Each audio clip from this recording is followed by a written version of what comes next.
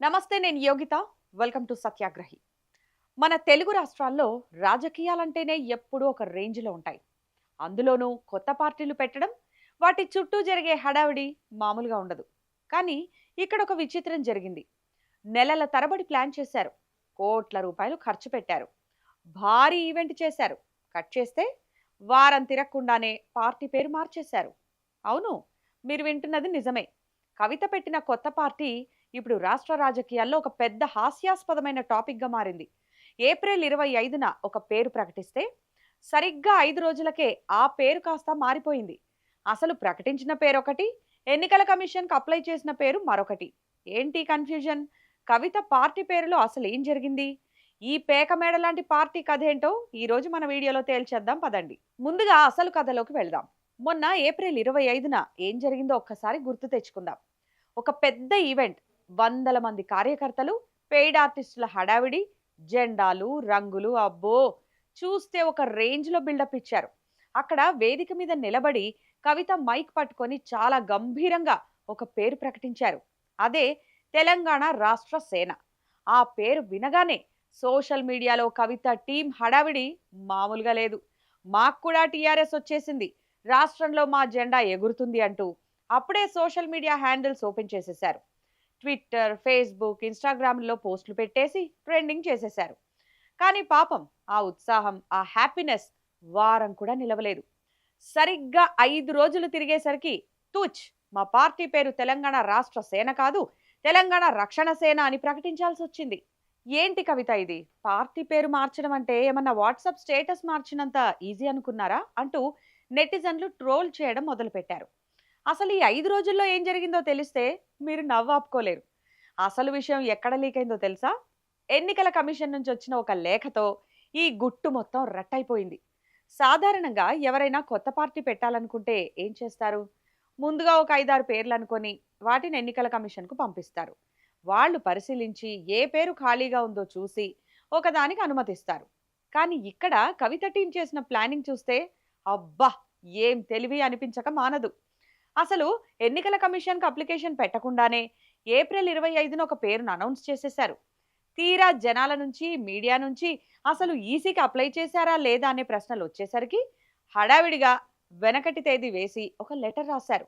ఆ లెటర్ మీద కనీసం డేట్ వేయడం కూడా మర్చిపోయారంటే వీరి హడావిడి ఏ లెవెల్లో ఉందో అర్థం చేసుకోవచ్చు. సరే, డేట్ వేయకుండా ఏదో ఒక లెటర్ రాసి పంపారు, బానే ఉంది. కానీ అక్కడే అసలైన పప్పులో కాలేశారు. ఆ లెటర్లో ఏమని రాశారో తెలుసా? మాకు పార్టీ పేరు కోసం ఒక 5 ఆప్షన్లు కావాలంటూ 5 పేర్లు రాసి పంపారు.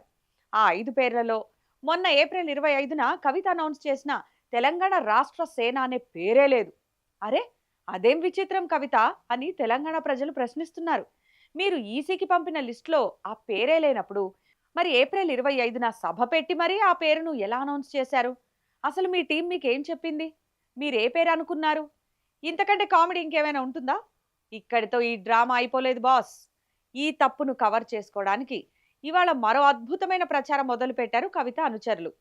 మాకు కూడా ఎలక్షన్ కమిషన్ అధికారులు స్వయంగా ఇంటికి వచ్చి లేఖ ఇచ్చి వెళ్లారు అంటూ సోషల్ మీడియాలో డప్పు కొట్టడం మొదలుపెట్టారు. బాబోయ్, ఈ అబద్ధం విన్నాక సామాన్య జనం నెత్తి నోరు బాదుకుంటున్నారు. అసలు ఎన్నికల కమిషన్ అధికారులు ఎప్పుడైనా ఎవరింటికైనా వచ్చి, అయ్యా, మీరు అడిగిన పార్టీ పేరుకు పర్మిషన్ వచ్చింది, ఇదిగోండి లెటర్ అని ఇస్తారా? ఎక్కడైనా ఇలా జరుగుతుందా? స్పీడ్ పోస్ట్లో వచ్చిన లెటర్ను పట్టుకొని ఈసీ వాళ్ళు మా ఇంటికే వచ్చారని చెప్పుకోవడం చూస్తుంటే ఈ పార్టీ నడుపుతున్న వారి పిల్ల చేష్టలు ఎలా ఉన్నాయో అర్థం చేసుకోవచ్చు. పోని ఆ లేఖలో ఏముందో అయినా కరెక్ట్గా చదివారా అంటే అది లేదు. ఎలక్షన్ కమిషన్ ఇప్పుడు ఇచ్చింది పార్టీ పేరుకు పర్మిషన్ కాదు బాసు, కేవలం ఒక పబ్లిక్ నోటీస్ ఇచ్చుకోవడానికి అనుమతి మాత్రమే. అంటే తెలంగాణ రక్షణ సేన అనే పేరుతో మేము పార్టీ పెడుతున్నాం, ఎవరికైనా అభ్యంతరాలుంటే చెప్పండి అని పేపర్లో యాడ్ ఇచ్చుకోవడానికి మాత్రమే పర్మిషన్ ఇచ్చారు. ఆ తర్వాత అభ్యంతరాలు ఏమైనా వస్తే వాటిని పరిశీలిస్తారు. అన్నీ సవ్యంగా ఉంటేనే అప్పుడు పార్టీ పేరును రిజిస్టర్ చేస్తారు. కానీ కవిత టీం మాత్రం అప్పుడే మాకు పార్టీ పేరు వచ్చేసింది, గుర్తింపు వచ్చేసింది అంటూ సంబరాలు చేసేసుకుంటున్నారు. చేసే పనిలో చిత్తశుద్ధి లేనప్పుడు ఇలాంటి అబద్ధాలు ఆడాల్సి వస్తుంది మరి. ఇప్పుడు ఈ వ్యవహారం మొత్తం బయటకు రావడంతో సోషల్ మీడియాలో నెటిజన్లు కవిత మీద ఓ రేంజ్లో సెటైర్లు వేస్తున్నారు. అక్క, 5 రోజుల్లోనే పార్టీ పేరు మార్చేశారా? ఈ మాత్రం నిలకడ కూడా లేదా అంటూ ట్రోల్స్ చేస్తున్నారు. అసలు ఒక పార్టీ పెట్టాలనే ఆలోచన ఉన్నప్పుడు దానికి సంబంధించిన గ్రౌండ్ వర్క్ ఎంత పక్కాగా ఉండాలి? ఏ పేరు పెడుతున్నాం, దానికి ఈసీ రూల్స్ ఏంటి అనేవి చూసుకోకుండా హడావిడిగా ఒక పేరు ప్రకటించేసి, ఆ తర్వాత అది కాదని ఇంకో పేరు మార్చుకోవడం ఏంటి? ఒక తప్పును కవర్ చేసేందుకు 100 తప్పులు చేస్తున్నారు కవిత అనే అభిప్రాయం ఇప్పుడు ప్రజల్లో బలంగా వెళుతోంది. పెయిడ్ ఆర్టిస్టులతో సోషల్ మీడియా హ్యాండిల్స్ పెట్టించారు కదా! ఇప్పుడు ఆ పేరు మారింది కాబట్టి పాత హ్యాండిల్స్ అన్నిటినీ డిలీట్ చేసి మళ్ళీ కొత్త పేరుతో హ్యాండిల్స్ క్రియేట్ చేసే పనిలో పడ్డారట వాళ్ళు. పాపం ఆ సోషల్ మీడియా టీం తిట్టుకుంటున్న తిట్లు అన్ని ఇన్ని కావు. రాజకీయం అంటే ప్రజలతో ఆడుకునే ఆట కాదు. ఒక పార్టీ పుడుతూనే ఇన్ని అబద్ధాలు, ఇన్ని గందరగోళాల మధ్య పుడితే భవిష్యత్తులో ఆ పార్టీ ప్రజల నమ్మకాన్ని ఎలా గెలుచుకుంటుంది? కేవలం అబద్ధాల పునాదుల మీద కడుతున్న ఈ పేక మేడ ఎన్నాళ్లు నిలుస్తుంది అనేది ఇప్పుడు $1,000,000 ప్రశ్న. తెలంగాణ రాష్ట్ర సేన పోయి తెలంగాణ రక్షణ సేన వచ్చింది.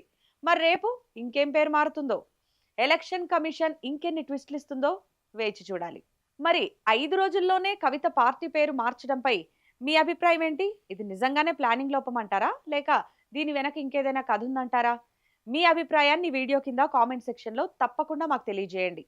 ఈ వీడియో మీకు నచ్చినట్టయితే వెంటనే లైక్ చేయండి, షేర్ చేయండి. ఇలాంటి మరిన్ని ఇంట్రెస్టింగ్ పొలిటికల్ అనాలిసిస్ వీడియోల కోసం మా ఛానల్‌ని ఇప్పుడే సబ్స్క్రైబ్ చేసుకోండి. Thanks for watching.